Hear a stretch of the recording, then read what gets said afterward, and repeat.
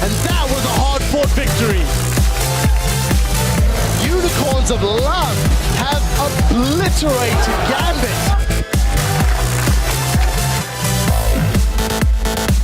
Here's the engage. Horror's gone over the wall. Red Team secures it. SK has dragon number 5. Froggen gonna get played in. Whoa! So much, wait a minute. He manages to get power of lethal. Bridal, flash, play, death sentence. Terrain over. Bromacia. Let's take down some inhibitors. GG Fnatic is 2-0.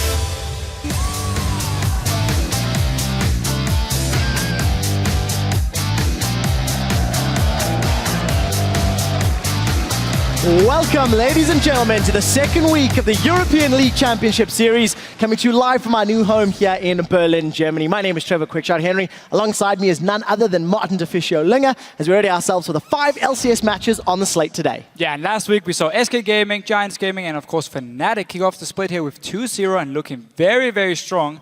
So the pressure is on the rest of the league now here to catch up and make sure none of these teams get further ahead. Well, let's take a look at the standings and where all of the teams find themselves after only 1 week of games. As you mentioned already, Deficio, Fnatic, Giants Gaming, and SK, they are at the top of the table, both of them with that 2-win start. Gambit, H2K, and MYM, however, are still looking for their first win, and Knowledge Bomb, they're going to get one today. You are a very smart man, Trevor. Elements and Rocket, one-on-one, mixed performance, week 1, can't really be too happy about it, especially the way Elements lost to Fnatic.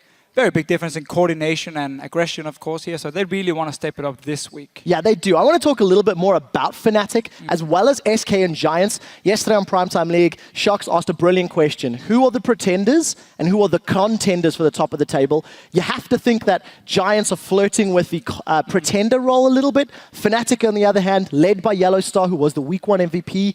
Just phenomenal performance and great games from the team and from Yellowstar. Yeah, Yellowstar is just so important. Again, he's the guy who's starting every single fight on this Annie support here. He's the shot call, he's the captain, he's the guy who picked the team.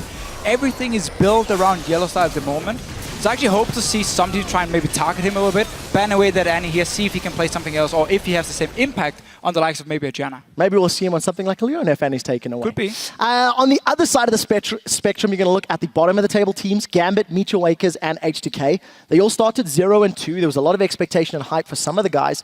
The one thing I want to highlight is not necessarily their performances, but how important it is for them to pick up wins this week. Because a team that goes 0-2 or 0-4 in an 18-game split is going to be so much more difficult to make playoffs. Yeah, especially again, top 6 gets into the playoff here, and if you end up as number 10 in the standings, you are down in the Challenger Series. You're not going to play relegation here. So for these teams, if you do end up being 0-4, there's so much pressure on you here. Again, you're going to start thinking about replacements and everything. Like it's a terrible situation. I was 0-9 on Copenhagen Wolves. It's never fun. So they really need to start picking up some wins. Yeah, if that were this season, that would be 50% of your games played. We'd be gone already. Next to impossible. Right, so talked about the table, we talked about the teams. Something else that stood out in my mind was the champion diversity. From week 1, we did see 40 unique champions played. 9 of them were available last year, but they weren't actually seen. The likes of Cassiopeia, Olaf, Hecarim, etc. You've also got Annie, Janna. A big one for me, the Siva and the Cassiopeia. You know, Cassio coming back. Last time she was in the meta was sort of season 2. Yeah. And Sion with the rework, obviously, in the hands of Odawamne. And also, like Cassiopeia here, getting a few changes to her kit as well. So there's been a lot of changes to the champions. The map, of course, is different. Dragon's no longer given the global goal. Open up for a few other champions. Right now, we see a lot of focus on like hard engage and these mid-game power spikes from certain comps. And we have a lot of different champions as well. So I quite like the current meta because you can play from Teemo to Sion in this top lane. No Teemo yet. We did see the new champions as well. Azir, Nar, Kalista, they did show. The important one for Europe, no Rek'Sai. 10 games, 10 bans. We did see him pop up in North America, but not the jungle revolution we were hoping for. No, well, at least in Europe, they still consider it to be the most OP jungler there is. And we saw also in NA, even though she had kind of mixed success, he only won 1 game. She's so strong. Her damage is great, mobility, you have a global ulti. You have so many things you add to your team as just one pick, and that's why she's so good. Yeah, and the other side, Nar plus Jarvan, the Narvan combo. 5-0 between North America and Europe. And there's a great example of how the Cataclysm acting as terrain is just so impactful for Nar's ultimate. Yeah, and again, so you're strong early game, both champions, you're strong mid game, you're strong late game, you have a fantastic front line, engage, everything you need. Those two together should never happen. You have to either ban one of them or take it away. Yeah, 5-0. We'll see if the teams have learned to take them away today. Talking about today, let's take a look at the schedule, because as we said earlier, we can safely say that either H2K or MeetYourMakers will be picking up a win, because they square off against each other in our first match of the day. Then the 1-1 Unicorns of Love will face the undefeated Giants in what I think is going to be a battle that'll give us a taste of who's going to control the middle part of the table. Yeah, for sure. And after that, of course, we have Fnatic, who came flying out of the gates last week, 2-0, looked fantastic. They take on Rocket, a team we still have fairly high expectations for here and actually expect to be one of the top teams this year. Yeah, they definitely need to improve upon their performance from last week rather. Let's take a look at some of the players who we'll be looking at as shoutcasters, and we think you guys at home should also keep in mind. We're going to start with Fnatic's new jungler, Rainover. He got himself a 66% kill participation, 21 assists over the 2 games, and really just very aggressive, very dominant, in your face. His Olaf and his Rengar really impressed last week. Yeah, and he's also the guy translating for Huni up in the top lane here. His English is great, and he's just been a great addition to the team.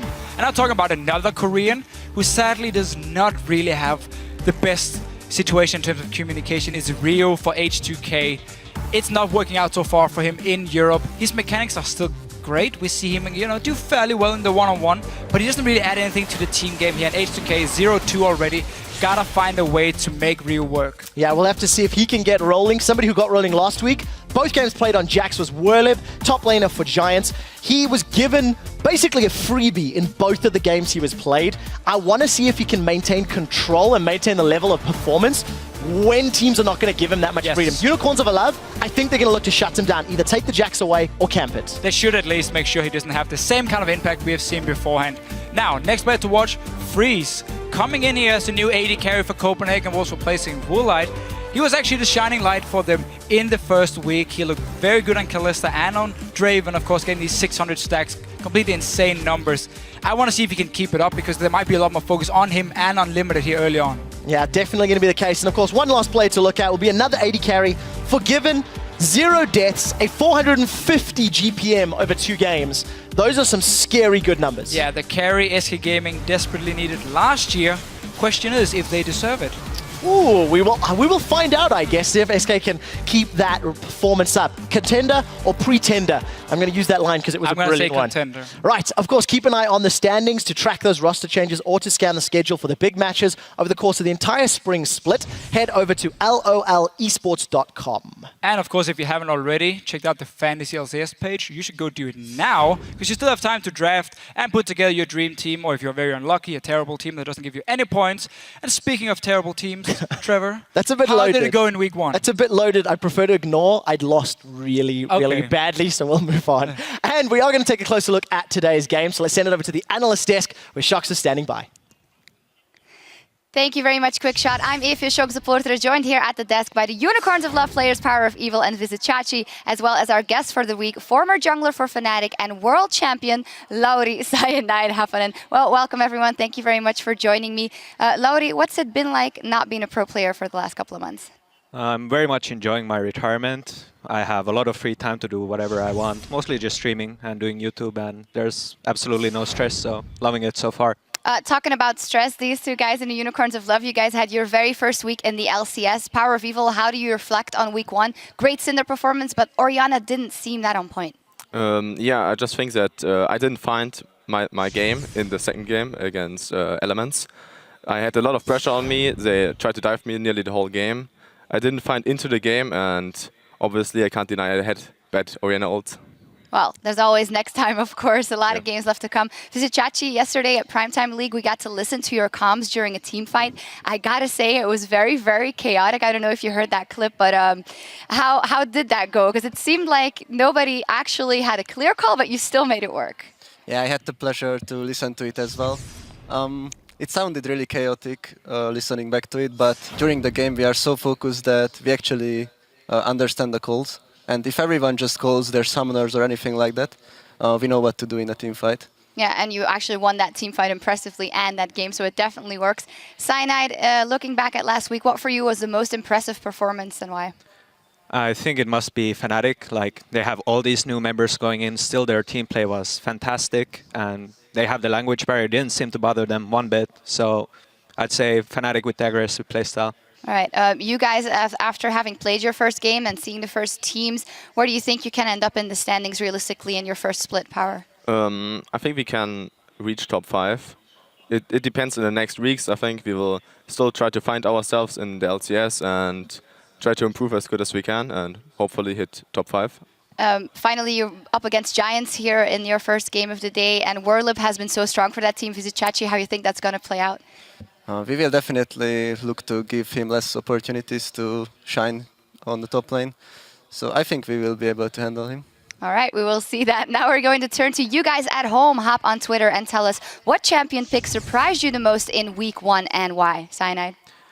I was most surprised by Gnar. Not because he's weak, but the opposite, he's so strong, I think he should be banned away, especially with the Gnar combo just dominating so far. So I expect to see some more Gnar bans. Vizicachi. I will actually say Olaf here.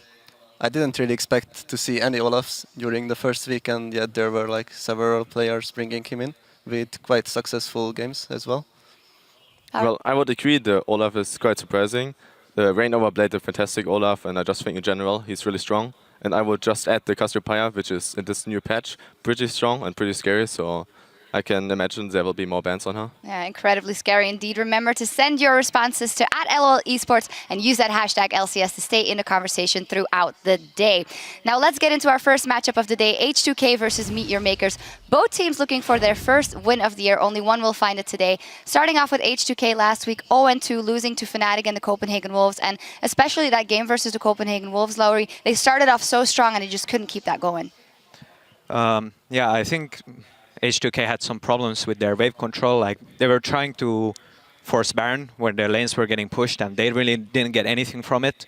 I think in the future they should like have better wave control, push out the side lanes, then go to Baron and extend the lead to the enemy jungle, just ward everything and pick them off while they come. And if they don't come, you get Baron, and if they do come, they will lose the turrets to the minions alone, or at least lose the farm. Vizicachi, would you say this problems with late-game decision-making, that's typically something you also recognize as being a problem going from Challenger to LCS? Yeah, that's definitely a problem, but I think after a few weeks playing in the LCS, you can just get used to it and improve a lot in this situation.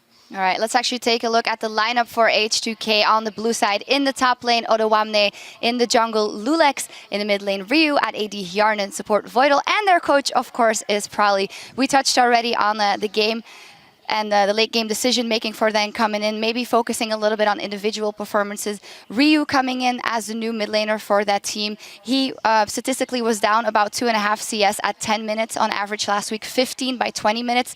That is not ideal. Power of Evil, what are your general impressions playing versus him? Well, after I played a lot of scrims against him, I think he's individually quite strong, but in the LCS he couldn't show it yet.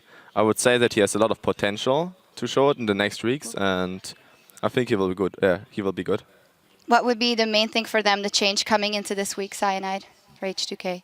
Like I said, the bad wave control. Also, the team fighting was poor. Like Ryu was doing some really weird stuff with Cassidy, like going in too aggressive or not going in at all. Hjarnan just not grouping. They had a couple of fights that they won, 4 versus 5. And I think if Hjarnan just had been there at the right position, they could have just cleaned the entire team and taken Baron or whatever the decisive battle they really needed to win that game. So. Yep.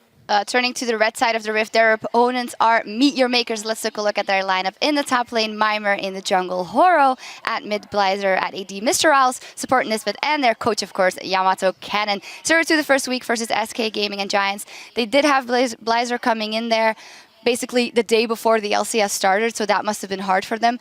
What did you think about their addition, Horo, in the jungle? How did he fare?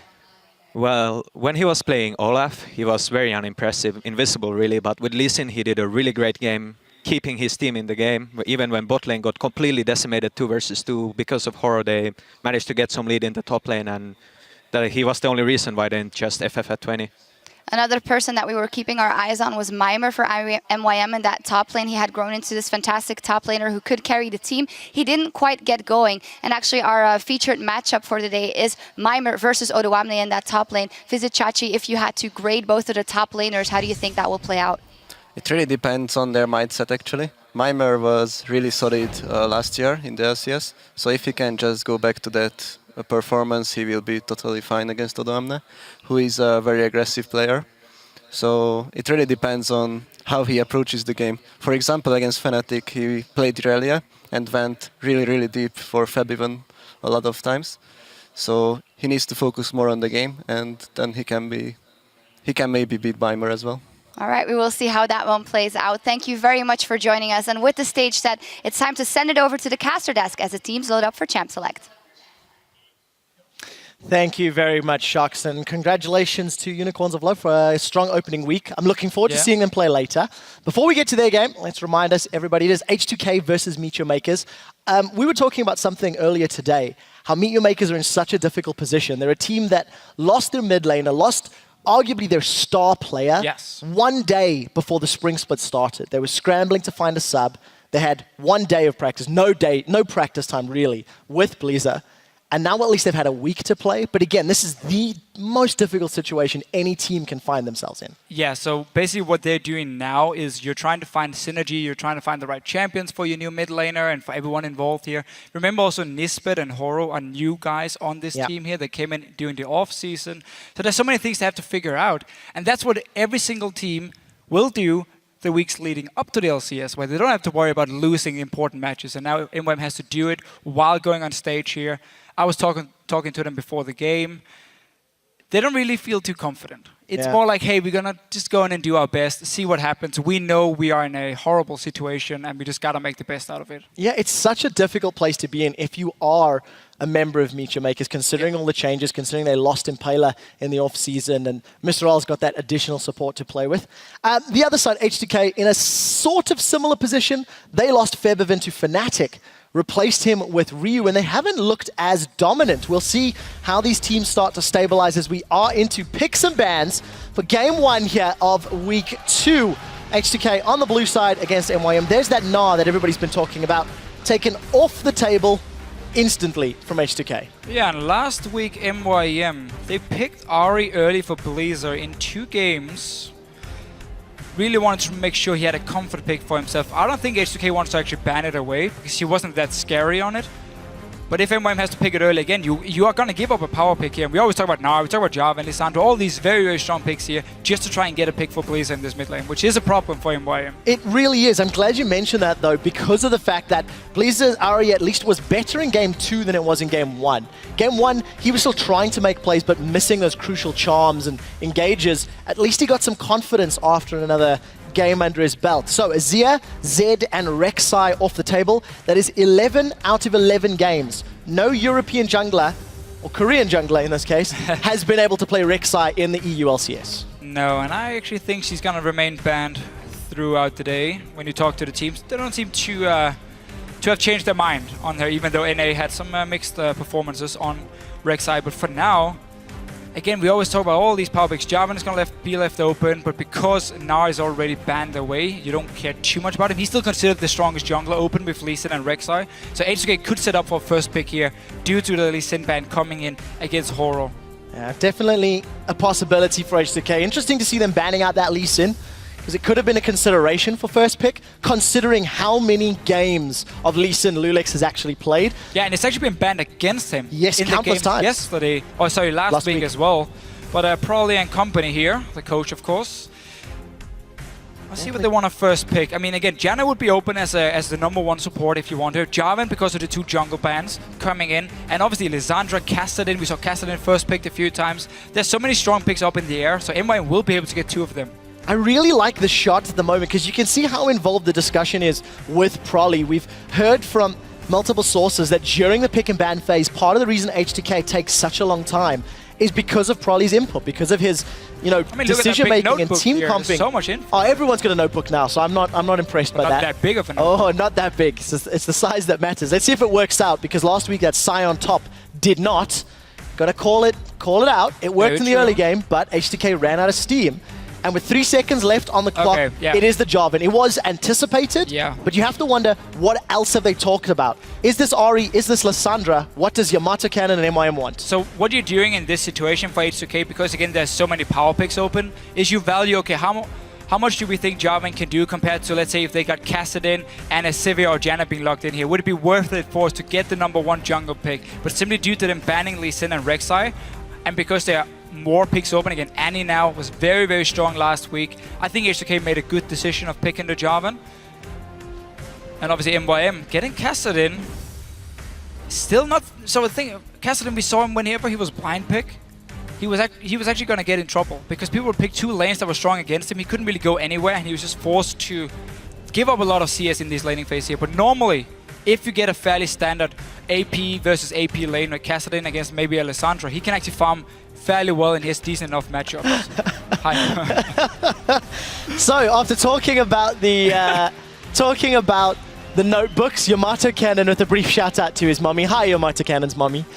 In terms of jungle picks, Horo, his Lee Sin was banned away. Jarvan was first picked by H2K, and last week we saw him play Olaf for the first time. It was the first time we see it. It left a lot to be desired. We need to see a more aggressive, more accurate play on Rengar this time around. Yeah, I don't actually like Rengar here at all for MYM. I think Rengar should be picked into comps where you can speed him up. We have Sivir, where you have maybe a Lulu in the mid lane, which of course is still open for MYM if they want it, but you need something to help him move faster during his ulti so he can create a pick. Because the problem for Rengar is if the enemy team engages on you, you're more or less useless. Like, you're not going to do anything in these fights here. And you have a Jarvan, Annie, and Lissandra already from H2K.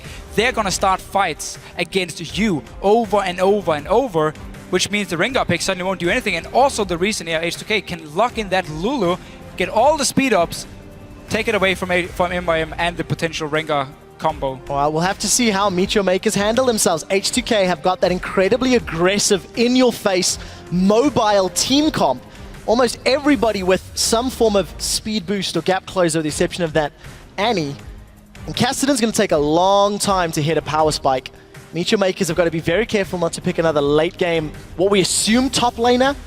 We've seen Mima play a lot of Mundo in the past. What is he going to play this time round? I mean, he is against double AP, even triple AP if you count in Annie, so Mundo wouldn't be a bad pick here. Yes, Morel Nomicon is a bit annoying for him, but a Sivir late game has no chance of ever killing a Mundo. If you run straight into a phase, Maokai could be an option as well here for MYM if they want the tank.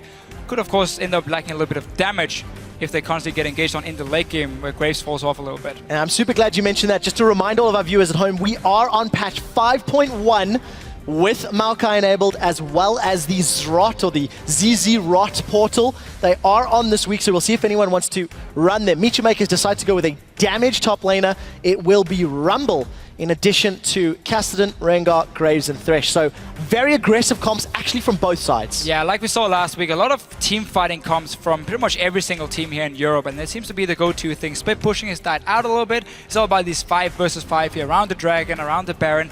But I must admit, I'm not the biggest fan of MYM's comp here.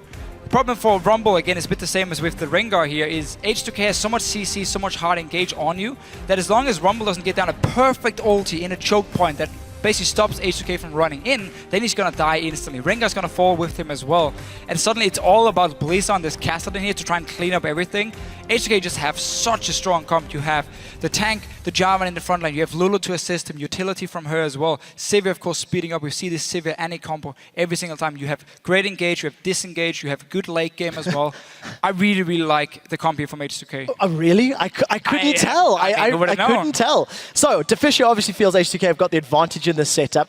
You guys at home need to jump on Twitter, tell us who you think has got the stronger team comp. It says, of course, MYM. I think Mima on the Rumble is going to be an interesting one to watch. You touched on how he's going to need perfect equalizers. And last week, Mima left a lot to be desired. His Renekton was not good. And even though he played Narn was better, it wasn't necessarily game-changing. So there's those team comps again.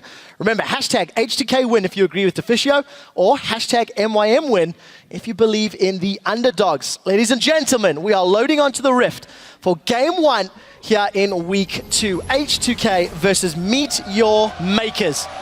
Both teams desperate for that first win. And let's see where the lane shenanigans play out if anyone wants to set themselves up. Mr. Ralls already moving towards the top half of the map. Yeah, I really want to see if H2K wants to have just a standard laning face against a Rumble. Lissandra can just constantly push him into the tower. And basically a farm fest just to pressure for Lissandra here. And obviously TP ganks are very, very strong for Odoamne in this case. For now, H2K, they want to get some deep wards in this top side of the jungle here to potentially spot if MYM is swapping around themselves, or where they at least send their dual lane. They were spotted here, moving in towards Yanin and Sivir. So, MeetYourMakers, aggressive vision play, but it's very, very early. So aggressive, and then yet they just stop at the river, actually. Place the 2 at the river and then back away. So because they were spotted already, first in the top side and also down around the blue buff, you can't really just blindly walk in. If there's 5 guys waiting for you, you might end up giving a first blood or blow a few flashes here. So decided to just place standard, fairly safe wards. We need to see how they recover from that, or what the decision's going to be. Mima starting with the Doran shield leads you to believe they're going to look for the 1v2. It looks to be the case as Mr. Isles and Nisbet are heading towards the top lane, and no reply from H2K. Aggressive positioning there from Hyun and Voidal, but I don't expect that to stick. And we're going to have this lane swap scenario. We need to see who's going to apply more pressure in the lane and get the advantage coming out of it. As soon as H2K spot Mima here on the blue buff, if they manage to do it, normally you would actually invade it on that blue buff, because you would then notice a lane swap going on here, and you would try and deny them for actually getting the standard 2 buffs here, take the blue buff away from them. But because Mima is starting on the Wolves together with Horo, H2K didn't actually get the information before they saw the dual lane from MYM on this top side here. Of course, freezing the minions. Early on, you walk down, you group all the minions together, so the focus 1, and you just start pushing down towards you. You can freeze the lane here, and Odoamne will have to run around with Lulex a little bit here to start. Well, we'll see how that impacts him. Yanin and Voidal unable to do the same style of freeze because they opted to go for those Krugs in the bottom half of the map. But you've got that buddy system that we saw actually very frequently towards the end of 2014 in the summer split. And Nisbet still waiting for the involvement here. Yeah, so the body system is just a lot shorter than it used to be. We used to see them run around to like level 2, level 3, top and jungle. Now, because again the XP range of minions were changed, so you can actually stand at your tower and still get XP, at least get very close to it. You can stay very far back. It's a lot better to actually send down your top laner here, try and soak up as much XP as possible in this lane swap than just running with your jungler over and over. So just the first few camps are being done together, and then once you decide, okay, do we want to go dive a lane, do we want to maybe send up Odoamne to the top side, joined by Volt to push it out, whatever the decision is, will make them split up and not run together anymore. Well, it's interesting to see the difference in approaches. Mima has already left Horo's assistance from MeetYourMakers' side and heading to lane, whereas Odoamne, they stuck around for a full clear of the bottom half of that map, actually setting themselves up for a potential dive here. Let's see how aggressive Odoamne and Lulax actually play this one out, because it is going to be against 2 members of MeetYourMakers under the tower. Yeah, and a ward placed by Nisbet here, very, very smart. They haven't seen anyone in the top lane. They see Voidal stay in the bottom side, so they know he hasn't recalled to join Odoamne. If they are going in, they are spotted as well. Well, let's see how the CC can land. Odoamne is going to throw out that clash. That's a flash stun! My man Nisbet knocked up in the air. First blood goes to H2K as Voidal takes another shot. They get the second kill, and Summon a Heal saves Lulex. 2-0. H2K are flying. So because H2K couldn't get the freeze in the bottom lane, they didn't know there was going to be a lane swap here. They did the camps at level 1. They say, okay, we cannot give all this farm over to Mima, so we're going to send our top laner and our jungler down here, dive them. Such a nice setup here, beautiful coordination, tanking the tower between 2 guys as well, and everyone staying alive. Perfect. Very, very well executed. 68% of you guys at home are jumping for joy after celebrating that hashtag H2K win. Team comp votes, and you know that buddy system we were talking about, Deficio, that's the first time in a while we've seen a 4-man dive at 4 minutes that early on. And you were talking about this earlier today as well. Why are we not seeing it as frequently? Look at that tower's HP. Yeah, almost dead here, but there's just been so many buffs to the towers, and it's become harder and harder again. Remember, there was the change here where the tower needs less shots before it does the full damage, so it's harder to dive them, it's more risky. But because there's so much CC, because there were 5 guys as well, they just locked them down and killed them instantly. Oh, let's see if Horo can turn this one around. Remember, there's no flash on Voidal. Here comes Horo, he roots Voidal in place. Voidal's got the stun down. The play from Nisbet's going to hold him down. Horo instantly forced to back away. Here comes a teleport from Odoamne. MeetYourMakers are on the board. They've got 1. Mima's rooted in place. Death Sentence connects onto Yanin. He gets pulled in for a turret shot. Forced to flash before he gets away. Boomerang Blade does not connect. And it ends with MeetYourMakers getting a kill and a teleport from H2K. Very important with the teleport here. Let's see, Blazer in trouble. Oh, there's no mana, but he does have flash available. Blazer's trying to get as much distance. That's a flash ignite. Glitzerlance does not connect, but Ryu looking for a kill. Doesn't work out this time. Now trading summoners in the mid lane here, but very, very important for MYM. They forced out the teleport from Odoamne because look at this big wave here that's been hitting the tower. All that farm could have gone over to him. He should actually just have stayed, no matter what. Even if he picked up a kill on the bottom side, I think he should have stayed up here, picked up 3, 4, maybe 5 waves, stopped Mr. Riles as well from actually hitting the tower, and that would have given him so much farm. Instead though, because the tower is very low, they send the Sivir in the top side. So Sivir's going to go try to defend that tower up top. I want to go back to that sort of Ryu play in the mid lane.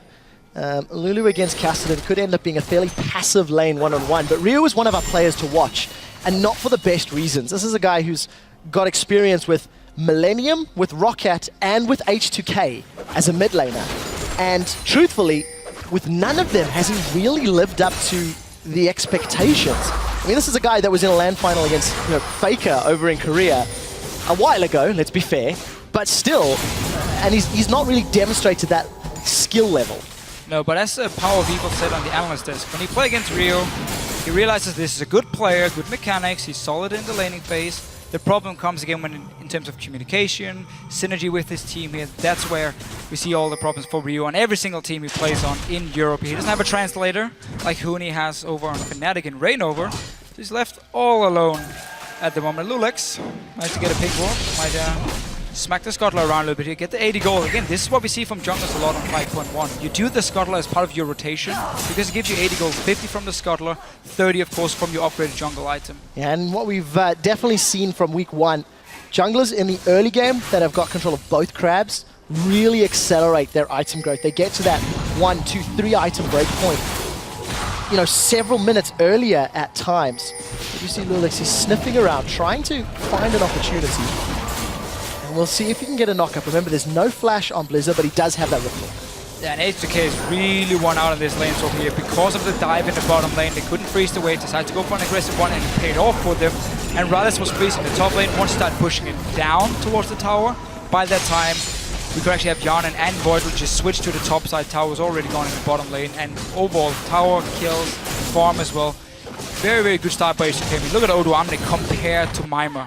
I know this is very early to sort of go into story time mode, but if you go back to picks and bans, the first 3 picks and lock-ins for H2K was Jarvan, Annie, Lissandra.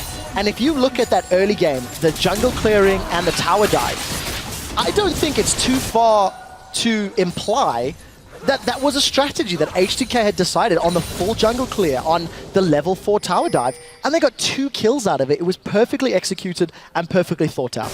It was a thing they decided as soon as they saw the lane swap, and again, knowing, okay, we haven't frozen the lane in the bottom side, so we have to push it in. We don't want to give Mimer all the farm, and that's why they just said, okay, let's do a full clear together, go down and dive him. So yeah, just a smart thinking by H2K. Let's see, Horror on this top lane here, wants to go for that, but Lulex is nearby as well. This is going to be a 3v3. Here comes Yarnan on the hunt. Cataclysm goes down. Lulex is going to jump into the fight, still alive, but going to get dropped in the last second. Nice. So it's jungler for support. Look at the equalizer from Mimer with his teleport, able to make it a clean 2-0 after it was Voidal that flash engaged. And just gotta push down here, you gotta get that tower here, even it up 1-for-1, get the global gold as well, but nice little setup here by MYM. The gang actually, both junglers were sitting ready, expecting this to happen here, but it was Lulex who went in first, allowing Horror on this Rengar here to set up the counter gang, pick up 1 kill, get a second one as well with the equalizer from Mimer, pushing down the tower. So nice reply from MYM, despite the bad start. Definitely not done just yet.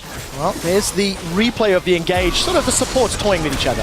Yeah, again, Jungler's going in, and because Horror hasn't shown himself by the time he jumps in, you can't really target him, and he gets just free time to lock down the target, land all his damage here, and just a good little setup with TP as well for Mimer. Well, Ryu and Easy going to trade some damage. Did see, for a brief moment, I actually pretty sure I saw Brutalizer in the hands of Horror, but it's not there for the time being, so... He's upgrading to Warrior already. So there we go. Brutalizer. Thank you. Getting towards the Warrior enchantment. Yes, and should be going just full tank now, from what we normally see. Especially also because MYM, they're going to need Rengar to be tanky. If you want to build damage on Rengar, that's in a pure pick combo. You don't look for these 5 versus 5, no. You just want to like one-on-one, 2v2 people all the time. But if you want a team fight, you have to go tank after your Warrior enchantment. That's what Horror is going to do. Try and use this Rumble here and the Grace for their mid-game spikes. See if you can win a few fights, get some kills on the Cassidy so he can maybe snowball into late game. So H2K were the first team to make a play in this game with that tower dart. MYM responded with a good counter gank in the top lane, but because of Lulek's control of the crab, this is going to allow H2K a very easy, uncontested dragon at 10 minutes. A little earlier than we've been seeing some of the other games, but the lane swap control obviously playing into the favor as well. Something that I do want to highlight is because of that lane swap scenario, both of these mid laners have been non-existent in the engages. They've just been farming and fighting one another, and it's also interesting because both of these teams are dealing with fairly new mid laners, so it's quite an interesting story that it's of the team and how the game's playing out. That's which it's good for both teams. Then to just have them one-on-one, just sit and farm, even it out. The rest of us will make the plays. We will force the fights. Once again, the battle for pink wards in the river. But we really have to highlight again, Odoamne is so far ahead compared to Mimir in terms of farm. Mimir had to teleport top lane before, lost even more CS in the bottom lane, only got 1 assist for it, I believe. So not exactly the best start for him. Luckily he's on Rumble, he's very, very cheap power spike, horning guys, and of course magic penetration on your boots, and then you're actually good to go for the mid-game team fights. We'll have to see how Mimir's equalizers play out. Mimir was one of the top laners in the summer split last year that really stood sort of, he shone in his team when he was playing for the Super Hot crew. And he really, really struggled last week. His Renekton was not good. He did pick it back up with Gnar just a little bit, but I think there's expectations on Mimir's shoulders considering that Corey, or Selfie, left the team. So we need to see how he picks it up and how well Blizzard plays on Kassadin. This is the first time we've seen him on that champion. That's what we have to remember about MYM, or Super Hot crew as they were called last year. When they came into the spring split, it was all about Mr. Rallis. He was the main carry because you had Moops in the mid lane, and Mimir was just kind of getting used to the LCS again. He had to really improve a lot compared to his last showings. Yeah, exactly, last showing on NIP, which didn't really work out for him at all. So it was all about Mr. Rallis. But then switching up into the summer split, when we had, of course, Selfie joining, Mimir got better and better. It was all about the solo laners and Impaler here, trying to feed these two solo laners all he could. So the whole tactic was involved around them. There wasn't even too much focus on Mimir because Selfie was just so good in this mid lane here and people wanted to camp him. Now, it's all about Mimir and Mr. Rallis once again. And obviously that's why we see quite some ganks against Mimir, at least when he played connected to the Jax against Giants. Well, we'll see how they can play the carry game out. Vision wars still ensuing around the Dragon Pit.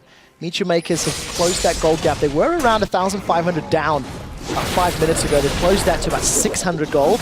CS advantages. Top lane in favor of H2K quite heavily. That's sitting around 40 CS.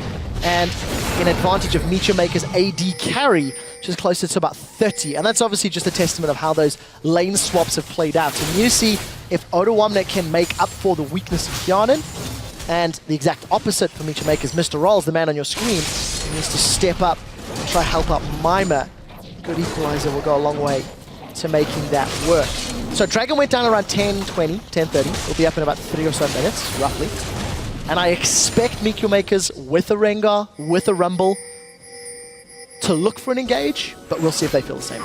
Yeah, I do like how both teams here put so much focus around mid lane in terms of warding, because they know there's so much pick potential on the side of H2K that H2K want to try and spot MYM out of position, and obviously MYM want to try and spot H2K to avoid being engaged on. Instead though, because Kassadin is sitting in here with his lack of wave clear, H2K keep putting pressure on it, keep pushing it in just a little bit. Teleport is ready for Mimir though, and he's coming in. Well, let's see where he goes. There goes the glacial path. Mimir's but caught out, but that's an equalizer splitting up the mid lane. Mimir's the first victim of the fight as he gets silenced. MeetYourMakers in full retreat. And that was just too easy for H2K. They locked him down and shut him up. Yeah, so when you're basically standing 5 guys in the mid lane from H2K, and you know there's a Rengar on the other side, but you can see he's not on the flank, so you know he's going to try and engage through the mid lane, you're not really too afraid of him. So you just, that's the main engage from MYM. So as soon as Mimir teleported, well, let's just use the Claw of Doom, lock him up, kill him before he can do anything, and suddenly you just have a free kill for H2K. And this is going to be the problem for MYM all game long here. There's so much CC and engage from H2K. And to go back to the point you were making before the fight, it's about vision. If H2K can get control, if they know where everybody is, they're not going to get flanked. They can set up that sort of phalanx defense almost. If you can see your enemy coming, they've got the CC and the mobility to respond. Between Lissandra, Jarvan, Lulu, Siva, in theory, as long as H2K are aware, they should always be safe. They've grouped up and they're pushing top lane, looking to secure their third tower, and there's no one for MYM to defend. Yeah, they know there's no ulti for Horo, so he won't be able to do anything against them, so they can just freely move around the lanes here, push down the towers. Last outer turret gone as well. Jan have been part of every single one, I believe, actually, on the Sivir hand. We see a lot of European teams really use Sivir as a fast pusher in the early game, where, okay, you start in the bottom lane, take a tower, go mid lane, go top lane, and you basically just swap around the lanes, push them in very, very fast, chip away on the tower, and once it's low enough, you go for the final push, get the gold here. MYM, of course, wants to respond. TP coming in from MeetYourMakers. Well, let's see how Mr. Isles and Nisbet do respond. Moby Boots Annie, being played by Voidal, was coming down the river, but he's not going to get there quickly enough. So, MeetYourMakers unable to reply the top tower. It's 3 towers to 1. H2K have got themselves another small gold lead. If you look at your item breakpoints, O2 they're starting with an Abyssal Scepter against the AP. That's not too surprising. And the rest of the itemization is fairly standard. Nothing's jumping out at me at the moment. Oh, I actually quite like the pickup here. Once he gets his Hourglass, you have armor and MR against the damage dealers from MYM, and now they just need to go in and actually set up a few deep wards from H2K side, so you can look for that engage onto MYM and make sure you don't get flanked around at all, because again, if they run straight in your face, Lolo, Lisandro's going to make it impossible for you to ever get close enough, and first guy jumping in, Lisandro ult in his face, he dies. Well, that's the theory. H2K have demonstrated they've done it a few times already. And Dragon has respawned. Everybody's around this mid lane, as we talked Horo's about. going in. Here goes Horo on Rengar. Look for the equalizer. It needs to be got. Like Voidal's caught up. He's going to stun Horo in place. Horo's going to flash away. There's the collateral damage on the sideline. Now Lulex is trying to play a distraction game. Cataclysm's up in the back, but MYM, they're in full retreat. Flash over the wall from Mima. We do see Riftwalk from Blizzard just to stay alive, and Lulex is running them down. He does not care. Aegis is zipping him up. Gonna snipe Mr. Isles in 2 relatively easy kills. H2K re-engage flawlessly. So Horo actually managed to get at least a chance to engage here because there was a good pink ward placed by MYM, so H2K didn't see him pop his ulti. But he only had to jump on Voidal, the support. He couldn't really find any other targets, and that's why H2K also could just turn it around. Let's see here, Blazer going aggressive. Oh, that was a little bit close. Took a lot of damage. We did see the support for H2K in the mid lane, so they grabbed themselves a dragon. They're also going to grab themselves an inner turret and extend that gold lead to around 5,000. And that poor minion is going to eat a death sentence to defend H2K. So 2 dragons, 4 towers. H2K in a great position. We just see it once again. I mean, and when they go in, let's just see. So Horo had noticed the pink ward he uses actually to pop his ulti.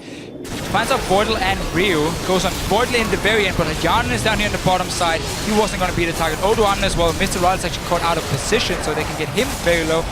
And H2K, because they have so much CC and so much damage already, can just run over MYM unless MYM gets a straight up pick. The first target they jump with the Rengar, kill him instantly, then they don't have a chance. You have to ask yourself, even if they did blow Annie up, with how split up MeetYourMakers were, and the fact that H2K's carries were on the sidelines, you need to blow up a carry. You need to get rid of a Sivir or a Lissandra before they can react to really get an advantageous position. And he's just going to be a stun bot for the most part in those team fights. So MYM just falling further and further behind. Both Sivir and Lissandra are actually going to be pretty tough targets to get to. Lissandra can obviously ult herself and will outlast later on if you see the Rengar jumping towards you. And Sivir has a spell shield because you know Rengar's going to throw his bowler strike when he's in the air jumping towards you here. So as soon as you see the mark above you and you see him flying, just kind of pop that spell shield here. No, obviously not that easy, but Yanin does have tools to avoid it here.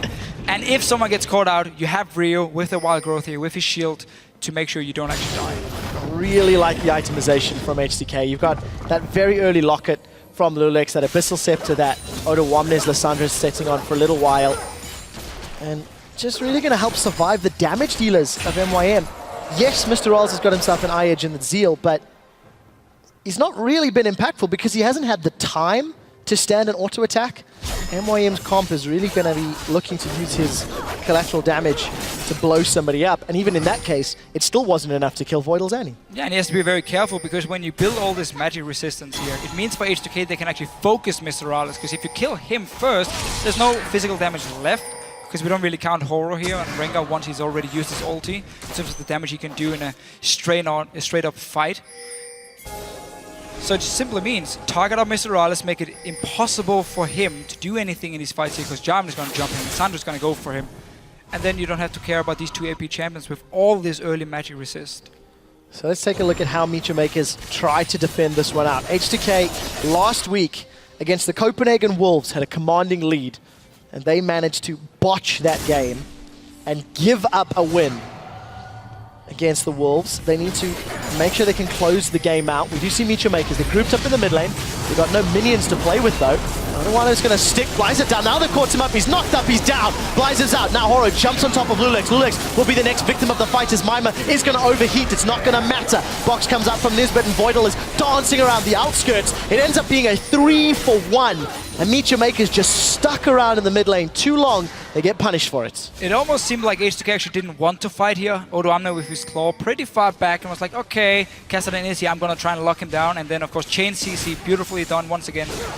Managed to get the kill on Blazer. And MYM, I mean, they're trying to get some farm. You want to get that 2-item power spike on a Kassadin before he can really start racking up some kills, so we can see Blazer going towards this hourglass. But let's just see it again. Telework coming in, and as soon as we see the disengage from MYM, it looks like Odoamne say, okay, fair enough. We don't necessarily have to go in too aggressive, but because Blazer's being caught by the first CC, H2K can then take it and just start cleaning up kills once again. Nice stuff coming from Voidal, of course, just the flip. So point and click on this, but 3 kills for 1. Just so easy for H2K. The response that they can get in with Lulu's speed, Sivers on the hunt, they're just there in a second. So Ryu putting a hurt down onto Blazer's Kassadin. 0-1-0. First death in the game after that previous engage. And truthfully, not in a great position. We do see Ryu, he's caught up. Does he have the support of his team? Wild Growth is out. Nisbet's the first target, gets knocked up. Ryu still with over 1,000 life is turning the hurt onto Horo. Now Rengar's in trouble. Smokescreen comes up for Mr. Riles and Lulux slam dunks to force the flash. And yet another kill for H2K. MeetYourMakers, they're just floundering. They're trying to make plays and it's not working. No, they're just trying, I mean, they're just trying to get some kills on this Kassadin here. It's the only choice they do have, because you're not just going to sit back and farm for the next 10-15 minutes. You don't have enough wave clear on your comp. I mean, you only have Graves, and he's too low range anyway, so H2K will always be able to push down the waves, get a few hits on those towers here, poke you as well, because what poke do you have on your side? Rumble with his E, that's, again, basically about it, and then Graves with his fairly short range. That's the only poke you have onto the likes of H2K, so they can freely push down the lanes, push down the towers here, wait obviously for dragons. 2 dragons already picked up for them. It's looking great for H2K. 8,000 gold in the lead. H2K find themselves in a very, very good position. And remember, for both of these teams, they find themselves at 0-2 on the table. So this might be H2K's first victory, and it's been fairly dominant. But truthfully, MeetYourMakers, other than that top lane sort of counter gank, they've not done a whole lot. All the engages they've tried, it's been turned around, it's been punished, and this engage they put together just simply isn't working out. No, and I mean, it's very important, I think, that everyone who's watching MYM and the EU LCS remember what happened to the team. Again, losing your mid laner just before, and this is not really about... 1 day before the sprint. Yeah, 1 day. I mean, this is not really about your players. You don't really have anything you can do when your star player leaves the day before the LCS. So they're just trying to make the best out of it, and we have to give them time. We have to give them time to try and build up new synergy, find a way to play with Blizzard here in the mid lane. Like, what kind of strategy do you want to use? How can we utilize him here? I mean, they've tried Kassadin, they tried Ari last week, and he's actually farming well in the lane phase. He's not dying just one-on-one, but he doesn't really have too much impact together with the rest of the team obviously on the map, because they do fall behind. Yeah, not at this stage anyway. MeetYourMakers still looking to find that synergy that they lost from Corey, as you've highlighted. Ryu, on the other hand, 2-0-3. A stronger performance, stronger showing. Not that he's looked bad necessarily, but doing the job that is asked of him, been involved in half of his team's kills. And he's going to have a responsibility to keep everybody else alive in these team fights. Run interference, and you know what? He's got the right targets, at least thus far. And doing the standard Lulu build where you go Death Cap as your second item because you just want to get as much AP as possible. First of all, you're going for Lich Bane as most likely your 3rd or 4th item, and that's where you want the AP. Make sure that does as much damage as possible. And then also because, again, your Whimsy, your W skills on AP, so you don't really need that early penetration too much. And just go for pure AP is the best on the Lulu. And obviously your shields and your healing from Wild Growth counts for more. So, H2K in a very, very strong position. They stalled at this point against Copenhagen Wolves last week. Got to the inner turrets. They had a very different team composition, however. Mostly with those tanks and lacking damage. Today, against MeetYourMakers, they've got the damage. Now we need to see if they've got the ability to break the inhibitor turret line. There's only one inner turret still available that's up top. Look at H2K's positioning and warding. setting up both, obviously, for Baron, as well as that top inner turret. And this is something H2K actually did fairly well if you look towards the Copenhagen Wolves game last week. The first 30 minutes, they managed to consistently start slow pushing in the side lanes, build up these very big waves you see in the minimap now, and then just move between them, taking down towers. They stopped doing it though after 30 minutes and just focus on the Baron itself. Now they've learned from it. They're still keeping the side lanes pushing while they're getting all the pressure here and the wards down in the jungle to potentially set up for Baron as well. So clearly been looking at the game from last week and knowing, okay, this is what we did wrong, let's fix it. Well, Tofficio did not care about that death sentence, and neither did H2K. Well aware of the big item advantage they've got, MYM need to catch someone off guard to engage. Turret dropped to 30% HP as the minions are taken away. Odoamne is tanking it up. Lulex from the sideline. Voidal's looking for the stun. He's going to drop Nisbet where he stands. Didn't even use anything important. On the hunt is down for Sivir. They're going in. Odoamne is going to lock him down with that Glacial Tomb. Moro's trying to run for Dudger. Mr. Rolls is out. H2K, this is too simple. Mimer's overheating. It's not going to matter. H2K have got control of the inhibitor turret. We did see Blizzard get a kill onto Annie. He's on the board, 1-1. But it's too little, it's too late. H2K have got the turret, they've still got the numbers advantage. Let's see if they stick around. They've held Mimer in place. Here comes Toro. He's going to leap in. The first victim of the fight this time around is Mimer. As we see Odoamne get dropped in reply. 1-for-1 as top laners are down. H2K are still dancing and Blizzard's just too low to re-engage. H2K, I think they'll be happy for that. 2-for-2 plus a turret. Yeah, of course, got the turret. It opens up the base, making it even harder for him to defend next time around. Still, Blazer got his first kill on Kassadin. It's basically what they were looking for. Game changer. Game changer. It's what they were looking for. That's it. 10-15 minutes The snowball has started. Now he's just going to do that another 10 times to make up the 10,000 gold difference. If you compare items, Deathcap, Athene's, and the makings of a potential Void Star for Ryu as opposed to a Seekers and Rod of Ages, Blizzard simply not had the item that he needs or wants. Odoamne's got himself a completed Hourglass, Abyssal, and another needlessly large rod. Mimer also falling far behind. It's just an impossibly difficult situation for MeetYourMakers. Yeah, again, right now you just gotta hope H2K makes a big mistake. Or they allow you to just sit and farm for the next 20 minutes, which won't happen. Again, they've learned from the mistakes they did last week here. There's better warding. Again, they're pushing the side lanes constantly and haven't just danced around the Baron yet. They're looking to fight, looking to push down towers. They know there's barely any wave clear on the side of MYM, so why would you just sit back and wait? So right now, for MeetYourMakers, you hope H2K makes a mistake, like overdive or, I don't know, a guy walks in alone and you pick up a kill and buy a bit of time. That's all you can do. I do like, though, how they're constantly trying to fight for the vision in this jungle here, because that's the way to create a pick. If someone face checks you and you're standing 5 guys there. But outside of that, well, not too much. We're going to have to see if H2K can actually close it out. That is the real trick. MYM find themselves on the 3rd game in a spring split where they have been really bullied and controlled. Turret secured by H2K. 28 minutes on the clock. They're touching the top lane inhibitor. Look at that. Yana was quite far forward. Equalizer comes out. It's okay, but not good enough. Horo engages and instantly peels. Not the fight he's looking for as the slam dunk comes down from Lulex. First victim of the fight is Mimer. That's top lane is down. Top lane is down as H2K continue to chase. That is a huge picks onto Mr. Rawls. So 1-for-2 thus far as Lulex is in retreat. Gets caught by Nisbet. Now Horo trying to put the hurt down. Blizzard engages but can't find the kill. Tibbers comes out from Voidal. It's going to be enough of a distraction as H2K are now on the top lane. Lulex is low. Let's see if Blizzard can pick him off. Hyanan, though, untouched. Ryu gets himself his 5th kill of the game. That's unstoppable. Nexus turret number 1 is down. H2K have got minions to play with. They've set their sights on the Nexus, so there's no wave clear from MeetYourMakers. Nisbet's going to be the next target, is going to be giving up a kill to Hyanan. 5-0-10 as H2K drop the Nexus. They pick up their first win in the 2015 LCS.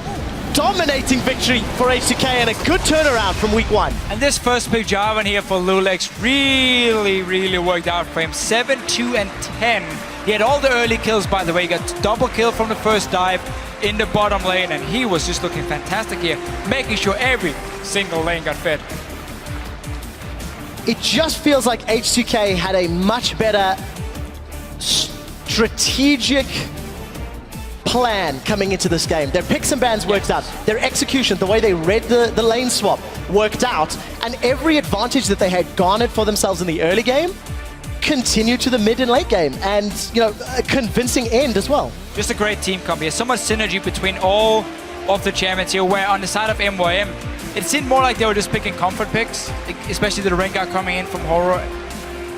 We don't see him very often when he's not paired with a Lulu or Sivir here, because you need that speed up when you start your ulti here. You need to be able to create that pick where you surprise someone, just slowly run towards me. It was too easy for H2K whenever it actually happened to just react in time, turn the fight into their favor. So pick and ban phase, in my opinion, in favor of H2K, and obviously from the level 1, beautiful dive in the bottom lane, and just played it great. I mean, they didn't give anyone any chance to come back in the game. No, never presented an opportunity. The only didn't dance around Baron either. No need to actually. That's a good point. And again, you highlighted multiple times learning from the mistakes last week. Probably on stage there, we know he's integral in their picks and bans. Chatting away, I had the pleasure of working with him at Worlds, and he's definitely got a good grasp of wave management and playing the map out. And he'll definitely be proud to see how his team played the map in this game. Yeah, especially, again, the wave management, how side lanes were always pushing for H2K, opening up, okay, do you want to go top lane? Do you want to go bottom lane? Doesn't even matter. MYM has to send someone to defend anyway. If the chance is there, we're going to go and just take a tower, we're going to take a Baron. Doesn't even matter, again, because we control the side lanes throughout the entire game. It helps when you are so far ahead of the enemy team. You can just take whatever fight you want to. But it looked good from H2K here, and we just have to say for MYM, 0 and 3. No synergy just yet here with your mid laner. Impossible situation. Yeah, I think everyone feels sorry for them for what happened. That's the best way to put it, because again, it is very, very difficult. In NFL terms, to lose your quarterback the day before the game starts, especially if it's Tony Romo. Is just to put things into perspective. I mean, Selfie, aka Corey, was really sort of their star player. And MeetYourMakers are trying to deal with it. They've had a week and a bit of practice with Blizzard. We just know he was friends with Nisbet, if memory serves correctly. So yeah, two Danish guys used to play each other, with each other, sorry, like duo queue. And again, Blizzard, he came in the day before LCS started. He landed like 11 in the evening. So he didn't even play, or in the night, sorry. He didn't even play a single game with the team before LCS started. I know we've only seen 11 games in the spring split so far. But the one thing that continues to show through, when a team has a lead, they tend to be able to close out, with the horrible exception of H2K Copenhagen Wolves. If you look at every other game in EU where a team has gotten ahead early, they really have demonstrated a lot more decisive play in closing the game out. And H2K, this is a squad that's come from Challenger, that's even more notorious for not being able to finish games. True. 29 minutes, and from pushing that inner top lane turret to actually closing the game out, took around 3.5 minutes for the guys. And that's one of the reasons, is because of the picks we see, where you have so much hard engage that you can just dive onto people here and you can constantly pick them off if they do try and go out and farm, which means you just get further and further ahead, and in the end you're so far ahead you can just go finish the game. That's one of the reasons we don't see this two mid laners, Ziggs and Xerath, just sitting and like wave playing against each other for 50 minutes. We don't see that anymore.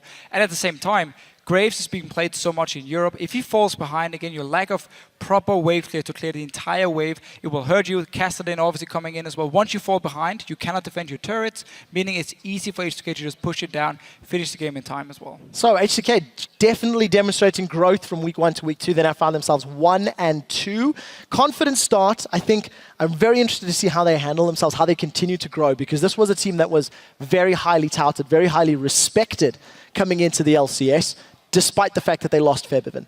And that was the first time that we've really seen, truthfully, what we expected from H2K. They had a bit more hype coming into week 1, and this is the first time that they've lived up to it. Yeah, for sure. But again, we have to remember they're playing MYM, who looks to be the weakest team in the EU LCS right now. But still, good performance, good early game again from H2K, and Lulix. He's actually been looking good in all the games he's played. Lee Sin is often being banned against him. He showed Jarvan here again, was the first pick with 2 jungle bans coming in this game here. And overall, they seem to know, at least from this game, they know what to do once they're ahead, and the pick and ban phase was great. Yeah, completely agree with you. We heard it in the pre-game. Deficio absolutely loving H2K's team comp. So for a closer look at that game, let's check in with the analyst desk, where Shox is joined by H2K's Lulix. Thank you very much, Quick Shot. And Lulix, congratulations on that win over MYM, the very first win here coming in for you guys in H2K. Talk me through your team comp, a lot of confidence we saw in Fnatic as well last week. You guys just wanted to go in. What was the perceived plan? Well, we wanted to have a good team fight comp, so went for some like really go-in champions like Lissandra, like Jarvan, just to hard engage if we wanted to, and that's it. Yeah. Yeah, let's actually take a look at an engage from very early on in the game to our very first replay. Let's get that up on the screen. When you guys decided to dive the bottom lane, Laurie, take us through it. So here, I have no idea why MIM wanted to lane swap this game, but it counter fires pretty hard because yeah, there's the dive. Voidal doing a really good flash in, Lulex just stunning both of them, and they just get totally destroyed here. I don't know what is the Rengar doing, why is he not covering his lane? They thought they were safe as two, but yeah, very that was well not executed. Yeah, well executed by you guys. How much of a plan was this that was perceived beforehand, that you knew we were going to go there for that dive a couple of minutes in? Oh, as soon as we saw them lane swapping, we already knew we would go for bot lane. Because with Aniston, Jarvan, EQ and Lissandra stun, it's super easy to dive. So even if there were 3, we would have still dove, I think. But since there were only 2, it was just 2 free kills, like no problem. I don't know why there were only 2. Like Rengar should have been there, I think, but yeah. After that replay, you guys were ahead again like you were versus Copenhagen Wolves last week, which was a pain point. Did anything click inside you guys from last week, knowing that you had lost later on in that game? You knew you had to play differently? We were not really worried about it because last week our team comp was pretty terrible against Copenhagen Wolves, since we were running double tank and they had some hyper carries that deals damage over time, like Cassiopeia. So we have no way of killing them, so they just go through our front line super fast and there's nothing we can do. Whereas here, we just go in with Lissandra, Jarvan, and that's it. Laurie, you were actually mentioning when we were watching the game that you felt that H2K really listened to maybe what you had to say in the pregame, but I'm going to think it was probably in the coach and just the team talking about it. What did they do better in this one? Yeah, you guys had way better wave control this game. This is actually like something you worked on. Like when you went to push top, you made sure that bottom was pushing. Unlike against Wolves last week, you were trying to force Baron, and all your lanes were just getting pushed, and then you eventually had to back because you had to defend the lanes. Yeah, well, probably helps us a lot about all those kind of things, vision control, wave control, and also Ryu actually is super smart about the game. And since we got him here, we learned a lot as well. Like we just take time with him to speak English clearly, and he's super smart, and we learned a lot from him as well. Yeah, it definitely showed in this one. Congratulations, the first win on the books for H2K. We're going to take a quick break, but when we return, the Unicorns of Love will take on the undefeated Giants Gaming. Stick around, we'll see you in 3.5.